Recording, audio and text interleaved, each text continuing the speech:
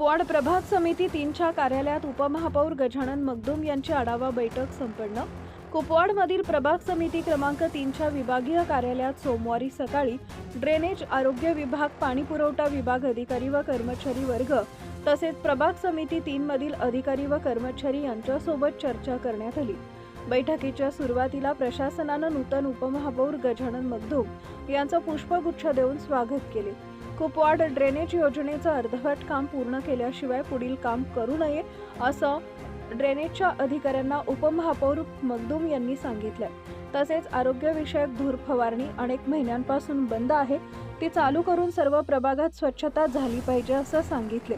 तसेच पाण्याच्या समस्या गंभीर आहेत, पुरेशा प्रमाणात कुपवाडकरांसाठी पाणी मिळत नाहीये, कमी दाबानं पाणी मिळते, यावर मगदुम यांनी पाणी पुरवठा विभागाच्या मुलांनी यांना सांगून कुपवाडला वेळ वाढवून द्या अशी सूचना पाणी पुरवठा अधिकाऱ्यांना व कर्मचाऱ्यांना दिली आहे। यावेळी सहाय्यक आयुक्त सचिन सांगावकर, आरोग्य विभागाचे सिद्धांत ठोकळे, विकास कांबळे, गणेश धोत्रे, अंजली कुदळे, नगररचना विभागाचे शाबाद शेख, संजय कांबळे यांच्यासह अधिकारी कर्मचारी उपस्थित होते।